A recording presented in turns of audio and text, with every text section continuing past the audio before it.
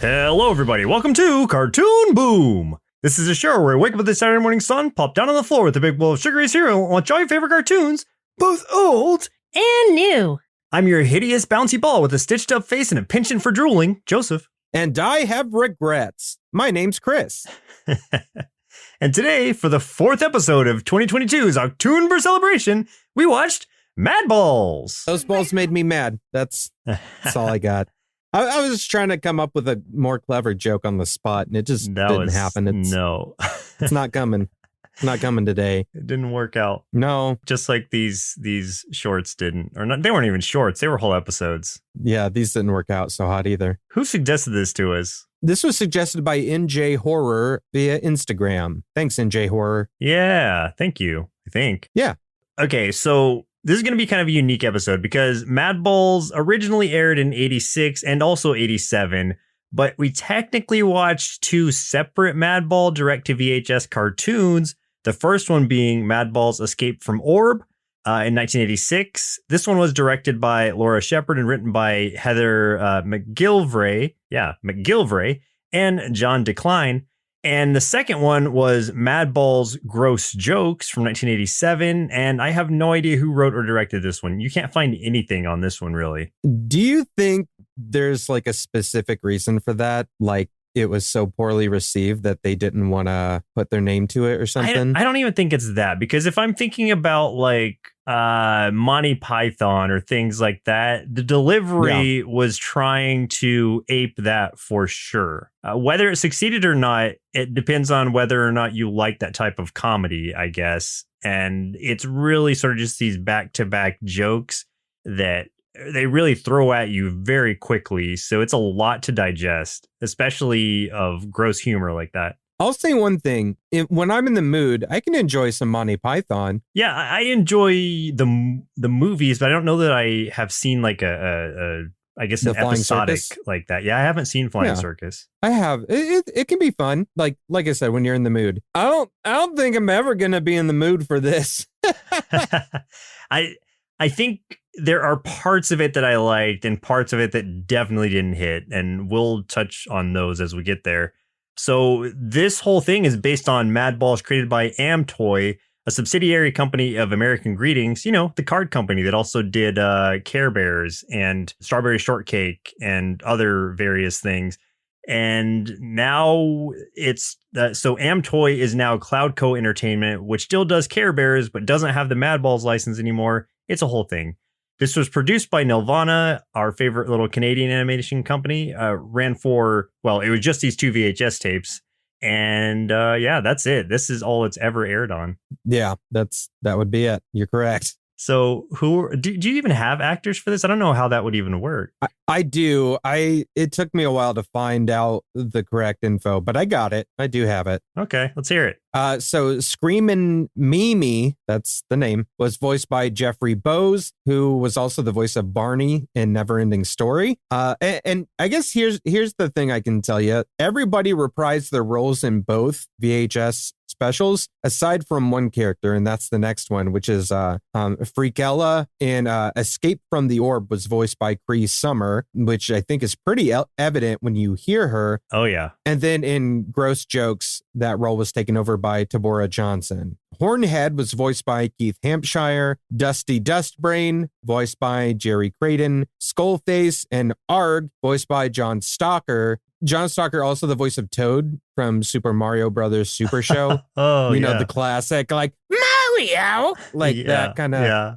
Yeah, it's good stuff. Oculus Orbis and Bash Brain, voiced by Lynn Carlson. Slobulus, Bruise Brother, and Freaky Fullback. I don't even remember those last two. All voiced by Dan Hennessy. We heard from Dan Hennessy not that long ago. He was the voice of Chief Quimby for a while on Inspector Gadget. Oh, okay. Yeah. Wolf Breath was voiced by Don Franks. Skip, voiced by Christopher Ward. And Sandy, voiced by Allison Court. Sandy, the voice of Jubilee from X-Men the Animated Series, and Lydia from Beetlejuice. Nice. If that voice sounded familiar, which it definitely did to me, and I was like, why is this familiar? But anyway, that's the cast. That's it. Yeah. So it was hard to find even that much, I'm sure, but What was even harder to find were marshmallows for those specific VHS tapes. So I'm going to speak more as a general Madballs kind of marshmallow thing. So for a few tasty marshmallows out of our big bowl of Madball cereal, Marvel Comics, former children's comic subsidiary Star Comics, released a 3-issue miniseries in 1986, which continued with issue 4 and 87 as a bi-monthly comic. And the Madball series was canceled with issue 10 in 1988. The main villain of the comic book was Dr. Frankenbeans, who was in many ways similar to Victor Frankenstein, and his bumbling assistant, Snivelitz, who resembled Igor. Nice. So, yeah. Frankenbeans. Frankenbeans. I like that. And then back in June, Dynamite released the first issue of a Madballs versus Garbage Pail Kids comic series, so we can find out who really is the grossest of the gross, I guess. Okay. Yeah, I like that. Yeah, I haven't read that one yet, but this is very, very recent. Like I said, back in June of this year. So I'm definitely going to have to check that one out because I like both those franchises aesthetically and just as much as I absorbed them as a kid. So both the episodes we watched today are only available on VHS and are not available on either DVD or Blu-ray. And I guess they're on YouTube. I mean, you can watch them there. Yeah. That's where I watched them because I'm not going to buy a VHS just to watch these. And I'm so glad I didn't. I don't recommend you doing that. I don't. Yeah. Guys, I don't want you to spend your hard-earned cash. You'll be full of regret. Yeah. I read somewhere, and I wish I would have bookmarked this article, and maybe you saw this, maybe you didn't, that at one point they were gonna make like I think it was with the gross jokes thing, they had written like 6 episodes but only got to produce the one. Man, that would have been a lot for the gross jokes one. Yeah, I think my guess is like somebody saw it and was like, whoa. No, just no. Yeah. Get out of my office. Get out of here with your mad balls. Take your mad balls somewhere else. Yeah. Go wash them off. As of this year, Madballs has had 2 video games released. The first one was released in 87 for the Commodore 64 and various other 8-bit computer consoles. I don't know. And it looks about as much fun as you would expect. You can't really even tell they're the Madballs characters. It's just some kind of... I watched like a short video on it because that's all I could stand, of these like little pixelated balls kind of rolling around. That didn't look fun. But the second one was released in 2009. That still makes it ancient at this point, but this was for the Xbox Live Arcade and PC. It's currently on Steam and rated very positively, so that one may actually be worth playing. And it looks pretty cool. I'm just like surprised that this IP is still going. It is. To this day, it's still going. And in 2017, AGE, which is American Greetings Entertainment, and Just Play joined together with Oddbot Studios to produce new animated Madball shorts. And these were released on Madball's YouTube channel, their official YouTube channel, which they still have, in March 1st of 2017. And I actually checked the channel out, but it hasn't been updated for 3 years. But some of those shorts are pretty good. Okay, yeah. I had seen something when I first was trying to find the cartoons that we were supposed to watch for this episode. Those were the first things I stumbled across, was that YouTube channel, like those things. And I was like, that can't be right. That looks way too crisp and clean for what we're looking for. Yeah. And I was correct. You were correct. It kind of resembles like Flash animation in a way. But it's pretty funny and they're very quick since they're short, so that's a lot more digestible. Yeah, that makes sense. Yeah, so let's go ahead and jump into the episodes we watched for today's show, or I guess the 2 things we watched for today's show, starting with Escape from Orb. Modeled after the popular toy, a musical band made up of Madballs try to escape an oppressive planet. They plan to come to Earth and play rock and roll. That's the general gist of it, yeah. Yeah. Also, I'm just going to warn everybody real quick. There's probably going to be a lot of ball jokes in this episode. It's unavoidable. You can't even really say the name without thinking it. It's going to happen. I'm so sorry. And if you're listening to it with your kid, I'm sorry ahead of time. We're talking about bouncy balls. Yeah. So I mean, literally, in bouncy foam balls. Just show them a picture of what we mean. Like, look up Madballs or something in Google, and then you can be like, this is what they're talking about. So because it is, for the most part. Yeah. Get your mind out of the gutter. This opens up with a parody of Jerry Lee Lewis's Great Balls of Fire, which is basically just Great Balls of Fire, except they throw in Madballs here and there. That's about it. Yeah. But I think I'm not sure whether it's sung by Cree Summers or not, like officially, but it sounded really good. It is. Yeah. I think it was Cree Summers. It definitely sounded like her voice. And yeah, dang, Cree can sing. Yeah. Because, that sounded fantastic. Like, at least her voice sounded fantastic. I mean, the rest of the song, take it or leave it, but she sounded great. Right. So we can at least give it that. Like I said, so the planet orb, which is where these Madballs originate, where they're from, it was taken over by the Bad Balls, which are the evil counterparts to the Madballs. Oh man. And Commander Wolf Breath is their leader, and he's just like a big kind of I don't know, ogre-y looking dude, big hairy ogre dude. A big wolf. Kinda, yeah. He's literally, it's the wolf breath. But more like a barbarian looking dude, even. Yeah, true. I understand. Yeah, so it's oppressive because they've outlawed, or he's outlawed bouncing, singing, and other ball related things, I guess. I don't remember what else he had outlawed. Basically the only things that they do, you know, bounce and sing. It's all balls do. Instead, they're just forced to mine, and I don't even know what they were actually mining out of those things. Just whatever the planet runs on. Bruise Brother is another bad ball. He's kind of the one who's watching over them. Makes the mistake of calling Freakella a mop head, which is ongoing throughout this episode. Is if you call her a mop head, she's gonna flip out and like go into rage mode. She gets very mad. That comes back a lot. Like, I think like 3 or 4 times in this at least episode. Yeah, at least the whole mop head thing. Like, don't call me mop head. Yeah, they're building a monument, and the monument, like, we don't see till later, is basically just a giant, like, wolf breath head. It just looks like his face. Yeah. But yeah, that's like the only thing that they do with their lives. But a few of these balls are in a band called Madballs, and they are going to play at an underground club past curfew tonight, curfew being 8 p.m. So they're basically kind of like talking about that and sneaking around, basically just kind of making the plan and everything. So that's kind of like one part of the story. There's another part of the story of these two guys. I say guys, 2 balls, Arg and Slobulus, who are digging through some trash looking for, I think they said, a compressor to finish building their spaceship. And these 2 are both idiots, but they are building a spaceship. So, I mean, it is what it is. Yeah, somehow, like Arg supposedly is a smarter one, but he's the one who has to tell Slobulus what a compressor looks like as he's holding a compressor up, and then he just throws it in the trash for Slobulus to pick up. But it's like, yeah, these 2 aren't henchmen. These 2 are building this actual working spaceship. Out of everything, though, out of this whole escapade, that part was probably my favorite, when he's like explaining what it looks like and shaking it and stuff. And he's like this, and then he throws it, and Slobulus picks it up and he's like, "Ooh, I found one." Like, that was pretty much, I think, the only laugh I got out of this whole thing. I think that was the only joke that wasn't really forced. It was just more of a visual gag than it was like a winky wink gag, because jump to the next scene where we've got Freakella talking about having to teach a bad ball some manners. I think she was talking about Bruise Brother, like she did something to him after calling her a mop head.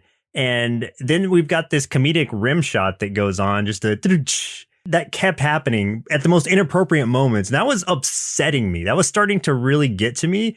That it's like they were doing these rim shots, but sometimes they weren't even after a joke. They would just be after someone talked. They'd be like, "Pooch," in the side. It's like, why? Why is that here? You don't belong here, rim shot. Oh, you sweet summer child. We see the scene of them underground in the club after, Freakella gets away from, I don't even, we were just talking about, and I already forgot the name to spare my brain any further. Bruise Brother? Disgust. Yeah, Bruise Brother, that guy. Dang it, now you hurt me again. I just felt one of my synapses fall apart. So they're playing at the concert down there. Arg and Slobulus wanted to make sure that they get there. That's actually a big thing. So they went and they repaired their spaceship. It's ready to go. And then they wanted to get underground because they don't want to miss the concert because they're arguing about who's the biggest fan. They're all down there. Well, here's one question. And this is more not so much related to this scene. This is related to everything. Why are all of them like monsters? Like every Madball, even the bad ones, every single one of them is like a monster of some kind, except for Screamin' Mimi, who's just a baseball with a mouth and a big tongue. I don't understand that. I don't know. I guess on their planet, baseballs are just monsters. I don't, because they're not playing baseball or anything. They don't mention baseball, but he's got a baseball cap on and he is a literal baseball. And he's like the poster child, like he's like the mascot for the series. Like he's front and center all the time. When they do like, I don't know, when they show like the logo or something, they always show him. And I'm like, but why him out of all of them? He's the least interesting one. Yeah. Because like I remember some of these as a kid and I'm just like, oh, why would I want the sports one? I want these monsters. Well, jumping onto that, do you remember that there was also like a full-size basketball type Madball and a football shaped Madball too? No. Yeah, they existed. I would hate that. Those came after Screaming Mimi was already a thing though. So I think they were just trying to jump on the sports wagon, trying to use them like, I guess, promote them as like Nerf balls or something, or balls that could actually be played with too. I don't know. I guess that didn't work out because that seems to be only like one line of release, and then they stopped doing that. So it was like a full-size basketball, but it looked like but it was a Madball. Yeah. Hey kids, like sports? Well, we made sports gross. Yeah. Yeah, basically. Like I can see that. Look at the football one though. That one actually looks pretty cool. He's got like oozy eyes and stuff. Oh, I do see that. Oh, yeah. It looks like a torpedo. I have seen that before. Touchdown Terror is what his name is. You know what? One of my friends had this. Oh, okay. Football. Yeah. Yeah, a friend of mine definitely had this. That's interesting. They dove into that world briefly, but I don't know that there was more than just one football Madball. There may have been more, but that's the only one I'm familiar with. That's very interesting. Okay. They're pretty gross. Yeah. Yeah. I mean, they are pretty gross. So back to this episode, though, now we get to see, like, okay, they are going through a whole Dizzy Miss Lizzy cover, the Larry Williams song, or Beatles if you prefer. And while Wolf Breath is raiding their concert, and this is just a lot of them kind of going through Scooby-Doo motions, just running around, being chased, etc. And now they eventually get away, leaving the bad balls in the sewer, and they climb aboard Arg and Slobulus's ship. And they don't even know how to fly their own ship. And Freakella just tells them to hit the big red button because it's always the big red button. And I think there's probably another rim shot after that joke. Of course. And then we get the whole like, I'll get you Madballs if it's the last thing I do from Wolf Breath. They fly away. Everything seems fine. And then they're watching television on this spaceship, and they see like basically MTV kind of stuff. They just see some concerts, or not concerts, some like rock bands, some music videos and stuff. And they're like, whoa, what is this? Like, this is what we want to do. Where is this? And they find out that Earth is just, I don't know, full of rock and roll, or they can rock and roll all they want on Earth. So that's where they start to head. We cut over to Earth, and you've got this little kid who's trying to be a music producer or something, Skip. Yeah, he's a child. Yeah, he's a literal child. And he's got a full-on like big old outdoor stage with like at least 100 or more people there. And this is a child, and they're all like yelling because the band he booked has not shown up, and everybody's really mad again at this child named Skip. Yeah. And his little sister Sandy is kind of like, seems really calm, and then freaks out on him, which is kind of funny too. Relax, sit down, have a cup of tea, and think of something fast. She's trying to rush him. And so this is while all this is going on. They find out, then we go back to space. The Madballs find out they're being pursued by Wolf Breath. He's interrupted their transmission, and they come out of an asteroid field. There's a whole like line of jokes about this bathtub that was tossed out that Wolf Breath thought was them like throwing a bomb at them or something, like a photon bathtub, they call it. Yeah, that's right. Yeah. And when we cut back to Earth, Skip is trying to do stand-up comedy and everyone's booing this kid. And I mean, that was probably the best part to me, was just these people sucks. booing Skip. Yeah, nobody likes Skip. Everyone hates Skip. Yeah, the Madballs eventually land while on the run from Wolf Breath. They land on the stage and just start to rock out Great Balls of Fire again, just like in the intro. Yeah. And Wolf Breath comes down and he tells them just to freeze and they have to come back home, and they just kind of submit to it. They're just like, oh, all right, I guess. Yeah. But then, yeah, the whole thing like culminates in someone calling, well, actually Wolf Breath calling Freakella a mop head. And that's when she freaks out to the point where she like screams. Sonic Wave screams them all back onto the ship, the Madballs. And Arg had already like crossed some of the wires and messed with their transmission. So the ship just blasted away when they got back in it. So the day was magically saved. And then Skip is, trying to be the Madballs manager, and they agree. Yeah, he's hustling them. Yeah. He hustles. This little kid. Can we do something real quick? I'd like to try to describe what a few of the Madballs look like, some of the characters. Yeah. Before we get into the next part that's gonna really upset me. Screaming Mimi, as we said, is basically a baseball with a big mouth and a huge tongue that pretty much sticks out all the time. He's got some big teeth too. Yeah, and a big nose. Big nose, yeah. Let's see. Freakella is a purple ball that's a little like, she's supposed to be like attractive, I guess. She's got really long hair. Like it almost looks like Bride of Frankenstein hair, but it's like down, like combed down and stuff. But at the very end of this episode, she puts it up like Bride of Frankenstein. Yeah, because it's got that streak in it. Yeah, and I think Globulus makes a joke like, he's like, "No, you really do look like a mop head," and then she freaks out on him. Yeah. There's Hornhead, who looks kind of like a Cyclops with a horn. Like he's kind of like that reddish brown. I think he's got like, does he have a nose ring? I think.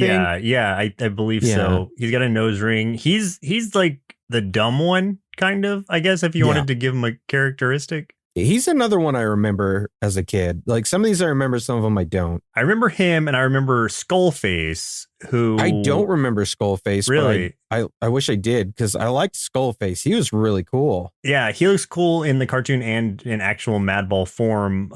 And he is exactly what it sounds like. He's just like a skull, but in ball form. And he's got like a top hat. Oh, yeah. Got the top hat too. Yeah, he's pretty cool. Dusty Dustbrain is the mummy with like, I can't remember if it was green or blue skin under there. I think it was green. Okay. That one I definitely remember as well. I like that one. Arg was just kind of like a blue, I don't know what he was supposed to be, zombie-ish looking thing. Kind of zombie-ish, yeah. Igor looking guy.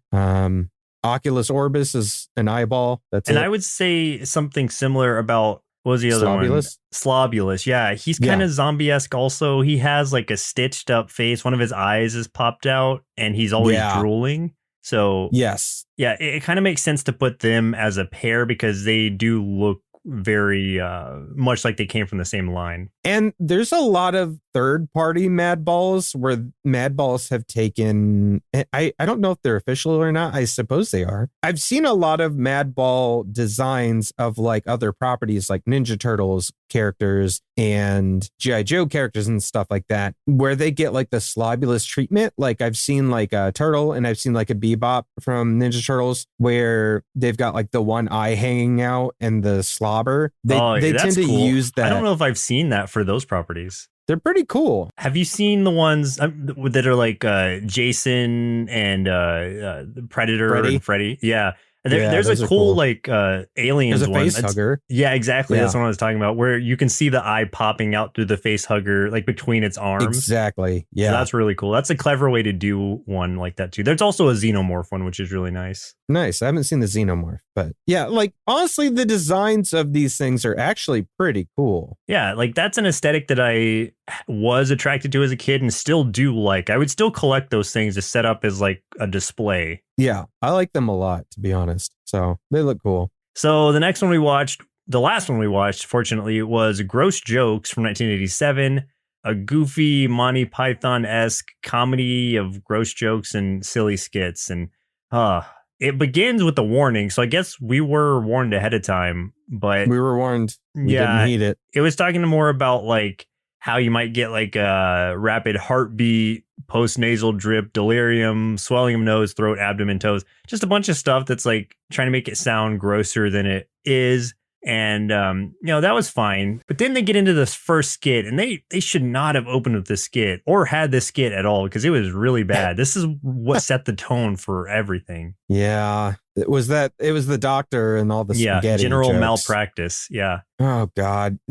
This one infuriated me right off the bat. So this was like, it goes back and forth between the Monty Python style cutouts and like where it looks like they're all cut out of magazines with the mouth moving up and down. And then to the cartoons again, and it goes back and forth between those. So when it goes to the skits, it's the cartoons. And then in between, there's like a lot of vaudeville style stuff with, the Monty Python looking thing. Yeah, that stuff I did like. The in-betweens were my favorite part of this. Nope, hated it. No, you didn't like the in-betweens? Okay. Nope, did not. This first skit was Screaming Mimi as a doctor. And like, I don't remember what someone ended up with spaghetti on their head at one point. And like there was all these laugh tracks throughout this thing, and like the laugh, like you were talking about with the rim shots, the previous episode, the laughs and stuff here were so stupid. Somebody is like, see someone with the spaghetti on their head, and they're like, "Hey, is that spaghetti?" Yup, that's spaghetti, all right. Cue the laugh track, and then someone eats the meatball in it, and you hear the crowd like, "Oh!" It's like, God, I hate this so much. Let me tell you the quality of the jokes here. So one of them was someone told Screaming Mimi, because he's the doctor, that the Invisible Man is waiting in the waiting room, and his comeback to that was, "Tell him I can't see him now." I'm surprised they weren't like, because he's invisible. Like I was waiting for them to just explain the joke. Yeah, and then give me the rim shot too. I don't think there was rim shot in this one, luckily, but there was a lot of like canned laughter. They would have been canceled so quick. There was like I do remember there was one point, and I don't remember which one it was or if I even wrote it down, where there was one point where one of the characters did explain the joke afterwards, and I was like, oh my God. I think it was later on in the cartoon, but another one was like Slobulous or one of them was just like, the doctor always leaves me in stitches. Oh yeah. Freakella takes over and basically does what we're all feeling. She pushes that sketch off the screen and we move on. It didn't get much better after that with the next one. It was Poetry Corner about I think they were reciting an actual poem. This was just nothing. It was just someone reading a poem while Screamin' Mimi, or someone was wearing a wig, and then Screamin' Mimi just screams at your face, and it ends. but like during the poem, it was more the visuals for the poem, because like a bird was pooping on this ball's head, and they were in like a toxic waste dump. I'm not saying it was good. I'm just saying that there was more to it than just the poem. So the in-betweens that I liked, and you didn't, it sounds like, were the Madball review with Arg and Slobulous doing stand-up on the stage. That I didn't mind. That was like the vaudeville thing exactly. I was trying to explain. No, I hated that just as much as I hated everything else. Why did you hate it? Because it was bad. It was just as bad as everything else. It wasn't. Okay. No, tell me a single good joke that they did. I can't. Lay it on me. It's not. No, I can't. It's not as funny if I just tell it to you. You have to see it. Yeah. It's good. No, it's not. I did see it. It's not a you had to be there style you were thing. there. I was there. I saw it. And it was really bad. Oh, I liked it. I thought it was maybe I was just trying to find some charm in this. And to me, those were the parts. I think you really wanted to like it. I think I was forcing really it. wanted to so bad. Then we got the restaurant skit where Hornhead had his own restaurant. So there's lots of restaurant jokes and puns. Terrible. Yeah, I think the skull guy, I forgot his name already. Skull face. Skull. Yeah. I wanted to say skull face, and then I doubted myself, and I was like, that's probably not it. Skull guy with the skull ball. Yeah. He was like, I want something that'll stick to my ribs. And then Hornhead's like, how about a glass of rubber cement? And then he's like, something a little meatier. And then a meteor falls on his plate and he's happy. Okay. Here's a joke that I did like from Arg and Slobulus. You ready? Yeah. Okay. Okay. He said, so one of them asked the other, how's your job at the tissue factory? And he's like, we're on strike. Everyone's going to picket this week, like this weekend or something. And then he says, hope you don't blow it. I like that joke. I hate this so much. Why? It's so stupid. Nose picking jokes are fun. Here's the thing. You saying it just flat, monotone, whatever, was funnier than watching them doing it. It was. All right. You did better than they did. Well, maybe I'm just projecting then the way I saw it. I think you should do it in the future. Here's what we're going to do, Joseph. On our Twitch streams, we're going to start having a couple reviews in between everything. I'm going to get you a little hat and a cane. You can do a little dance, and then you can say some jokes about tissues between each thing. I don't know if it's the right crowd for it. From there though, we move on to Bash Brain's origin story. Bash Brain was someone, I don't know if he was in the first one at all, but in this one, and he's just a dude with an exposed brain. That's really it. Yeah. That's his thing. I was talking about his origin story, which was like lifestyles of the poor and wretched. Yeah. So it's like, no matter how bad you've got it, someone's got a whole lot worse. Like Bash Brain, and that was kind of the point of that one. The one part of that I did kind of find funny was that like they talked about like him joining the military, and they're like, he was made chief mine detector in the war, and then he built a house at the cost of 4 million lives, and it's just like, oh my god, jeez, it's just the dumbest stuff, but whatever. There's one that I authentically did find funny was the boring travelogue where Dusty was showing pictures of the Madballs traveling around the world, because this was more of a visual thing, because she was delivering it very straight, talking about all the places they were going, but you can see they're wreaking havoc everywhere they go. They at one point, like Hornhead straightens out the Leaning Tower of Pisa, and they're put in jail because of it. So the next picture is them in jail before they get released on bail. So I thought that was pretty funny. They put like the big Groucho glasses with the nose on the Sphinx. Yeah, and then the head apart. fell off. Yeah, it broke. When they get back to the USA, the National Guard, they said they were greeted by the National Guard, but it's clear that like they're trying to keep them away. So I liked it because it was a subtle delivery and it was all in the visuals, not a forced joke of any kind. Yeah, that was definitely the best part of this episode for sure. That doesn't mean much, but it was the best part. Yeah, so. with what it's up against, it's not saying a lot. We get Hornhead complaining about him only having 3 lines in the whole movie, and so they make him do a musical number where he's singing about the gross stuff he likes to eat. That was that was fine. Slobulus's makeover school, where he just puts a Slobulus face on everybody as a makeover.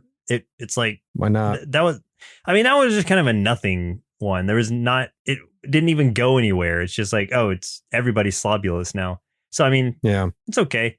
They're in school at one point. That was another one of those parts that was basically like the cafeteria, or it was like the hospital or the restaurant, where it's just an in-between skit that I didn't find funny.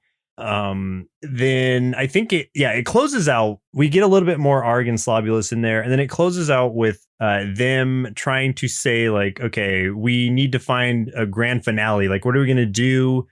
We need to figure out how to show the audience who we are and what we stand for. As they're saying that, because they're meeting inside of like a giant garbage bin like that they have set up.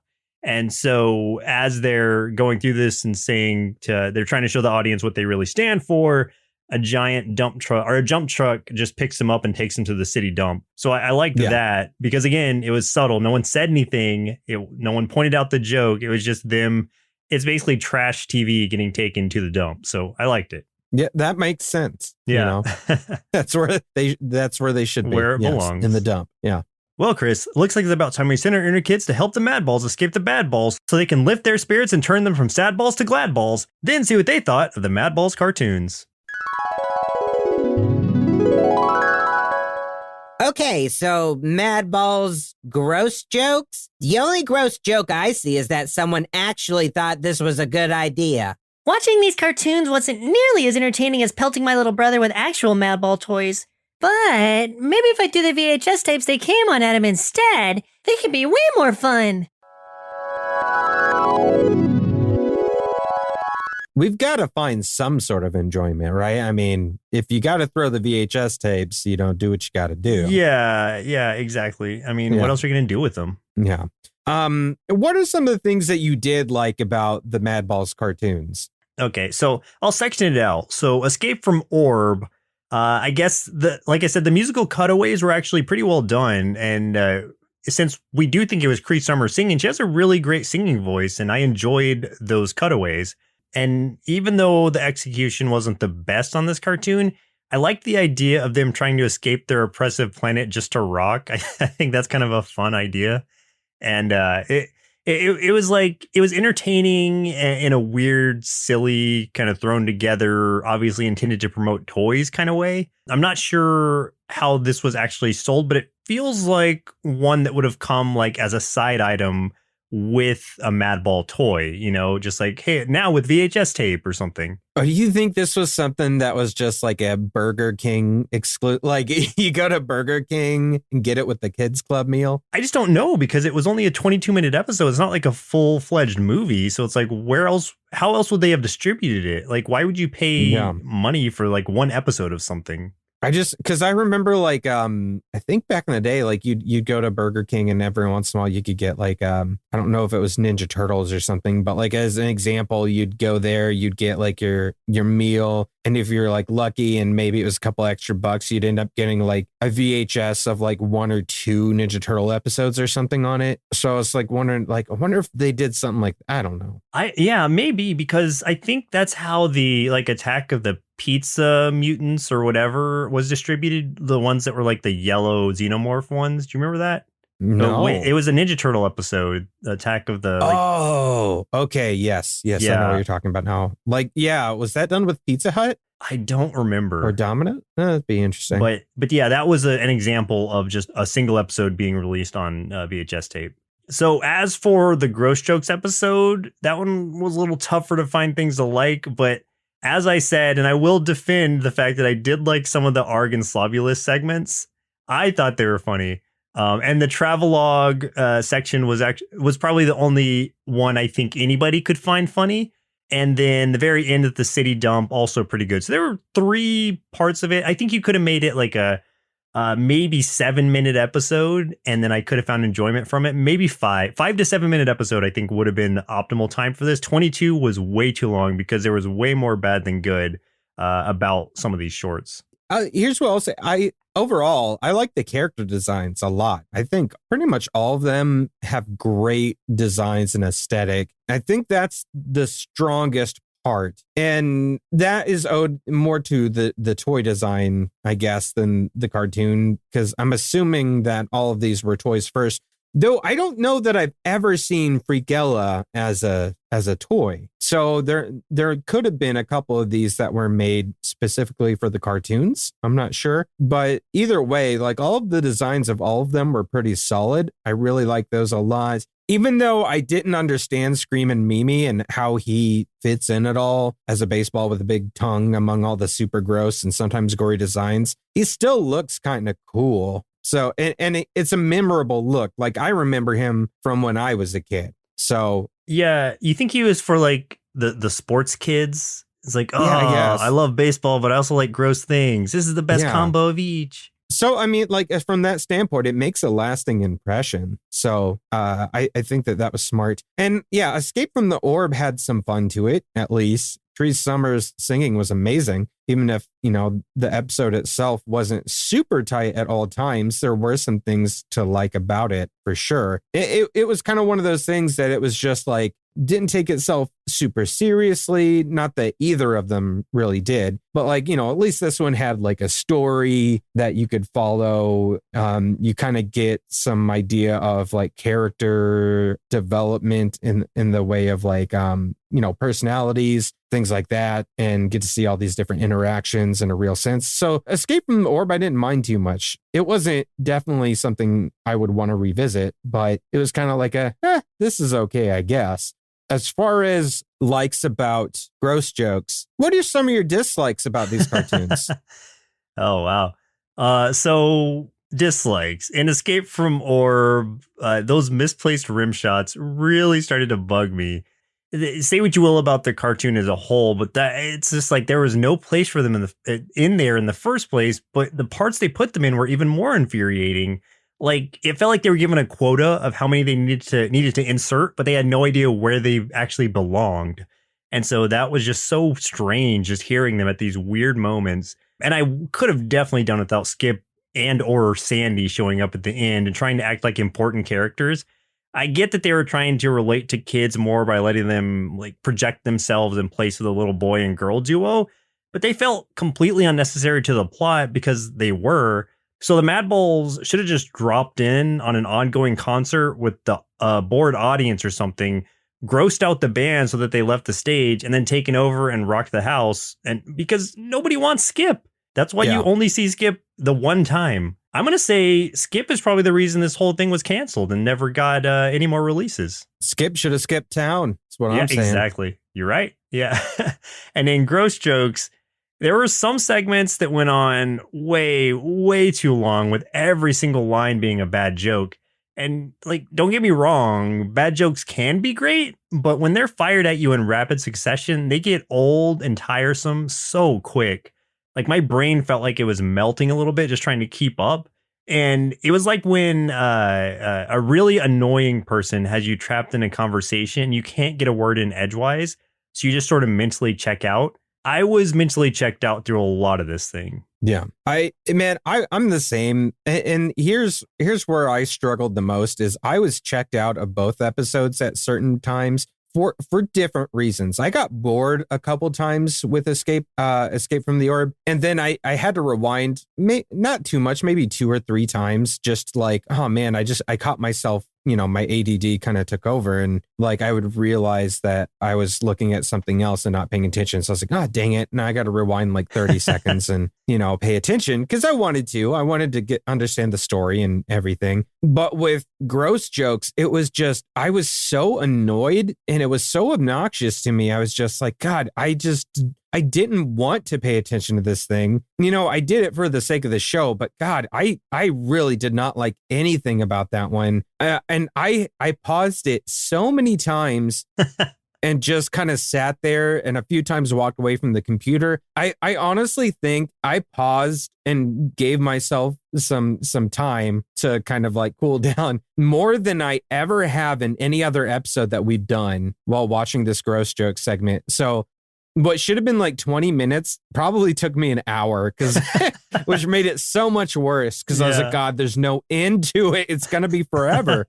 Which probably made me more mad. Yeah, so, you had to take breaks during that episode. I did. I took so many breaks. At one point, I got up and I'm like, I'm going to go make some lunch. I can't do it. But I know it. But like when you said that you felt like your brain was melting, like that resonated with me so much. Like I felt like I felt physically overwhelmed, like in my head, because it was just like one of those things where, you know, all of these terrible jokes and puns, rapid fire coming at you for 20 straight minutes with no pause, with no relief. It's like no show can sustain that. That's not a good format at all. So yeah, it's like, no duh, there's no other episodes of this. Like nobody would want this. So I don't know, man. That was rough. That was so rough. How I think these could have worked, at least parts of them, is if they had been small segments within the first Madball cartoon. Not all of them, but just some of them were just like little cutaways, and then they came back to the actual cartoon because that gives you better pacing instead of just like rapid firing it at you. I've actually got the exact same note written down, and I reference specifically Groovy Ghoulies, Yes. which does the exact same thing. Like Groovy Ghoulies is not, as far as the quality of jokes, not that much better, but it is a little bit better. Like the jokes are a little bit more funny, a little more tongue in cheek than just a lot of forced puns. And that's how they do it. You get the episode, you get some story, then you go to your skits. And sometimes it can be a little skit heavy, but at least there's levity. It's not just constant. And that made Groovy Ghoulies a lot of fun. Like we enjoyed watching that one. So the format of doing something like that can work. It's not bad, but this format sucked. Yeah. So I'm curious to hear, what would you give this show overall? You know, I was kind of looking forward to doing this episode, honestly, just because I think the toys that were associated with it. But man, this was a slog. This was crawling through the mud for me. I had a bad time watching these cartoons, especially gross jokes. And I'm just like overall pretty disappointed with how it shaped out. So I gave Madballs 1 bowl of poor and wretched cereal out of 5. Yeah, I've been a Madballs and Garbage Pails Kids too, for that matter, fan for as far back as I can remember, because being weird and gross is just fun. So there were certainly elements of that in each of these cartoons, which I appreciated, the grossness and the weirdness especially. But I think we and the franchise itself are better off only getting those as one-offs. Had those continued, I think that potentially would have killed off the Madballs franchise entirely. People would have just gotten, I don't know, they would have just grown to despise it. So it's good that those ended where they did. They tried, they failed, and they tried again and failed again. And just like with the big green boogers, no matter how many times you pick your nose, they just keep coming back. So overall, I'd give Madballs 2 big bowls of Bash Brain Bite cereal out of 5. And I'm not going to say you should avoid watching these cartoons, but I will say that if you wanted to see much funnier, more digestible versions, I'd recommend checking out their YouTube channel shorts because those are actually pretty good. Yeah, I would assume that they're probably not bad. Like, I do want to check those out, honestly. Like, it has not turned me off from wanting to go check out the new stuff. Right. And I still actually, even more so now, want to invest in like getting a couple of them just to set up somewhere, because I like the aesthetic of them still. So this cartoon in no way has turned me off of the franchise. I just will never watch those cartoons again. Exactly. Like I said, I love the designs of all the Madballs. I think they're cool. I would love to have a few myself as well. Never going to watch these cartoons again. That's for sure. And just as an FYI, so NJ Horror, thank you for choosing this. No reflection on you, my friend. I promise. No reflection on you. I know that you've made great suggestions in the past, and maybe you just haven't seen these. So you, in your nostalgic mind, maybe you remember them being fun, but don't go back and rewatch them. Just hold on to whatever fond memories you have of them. Yeah, I remember seeing Escape the Orb as a kid, and I had, well, what I thought was fond memories of it. Maybe I didn't. And I want to just, for a little bit of the inner workings. So, like if I was rating these two separately, I probably would have given Escape the Orb maybe a 2, and then the gross jokes a 0. Or I guess we can't do 0. I would have given it like a 0.5. So like combining the both of them is how I get the 1. But like 1 was definitely better than the other for sure. Oh, absolutely. Much more bearable, because I'm not kidding when I say that it was like a fever dream, the second one. There are moments I don't remember of watching it. And that could be your brain protecting you. You don't know. Yeah, probably. Yeah, it could be. Like Arg and Slobulus may not have been as funny as I thought they were. Maybe it was just my brain trying to convince me that I had some fun with it. Yeah, it was definitely just protection for sure. Because I didn't take any breaks. I just watched it straight through. Well, don't forget to keep those reviews coming. Share episodes and clips on social media, which is the easiest and cheapest way to help support the show. If you are able to also support us by checking out our merch at nerdsloth.com, or you can support us at patreon.com/nerdsloth, where you'll have access to hundreds of hours of bonus content, as well as bonus episodes of Cartoon Boom. This month's bonus episode, since it is spooky season, is all about the cartoon TV pilot Dead Time Stories. Again, you can access that by joining the Twig membership at patreon.com/nerdsloth, or you can also head over to nerdsloth.com to find out more info. Well, listeners, it looks like our milk supply is now run dry, so it's time for us to say goodbye.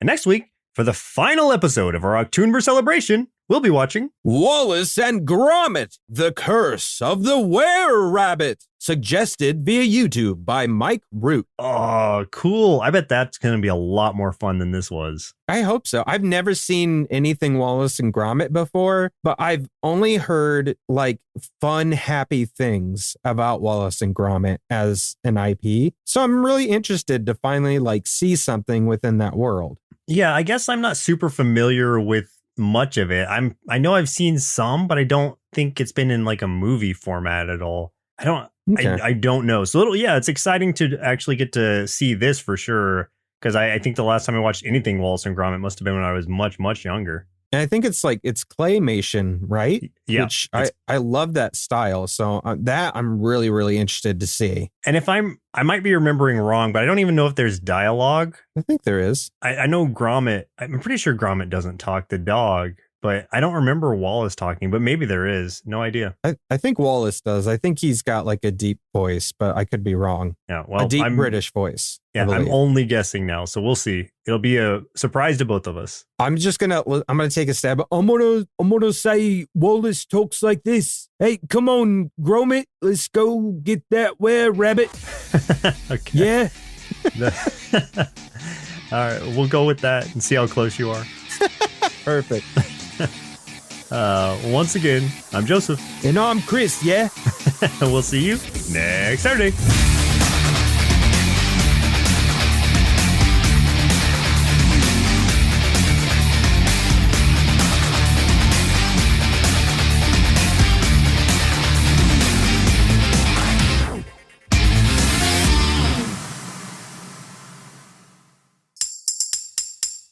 Presented by Nerdsloth.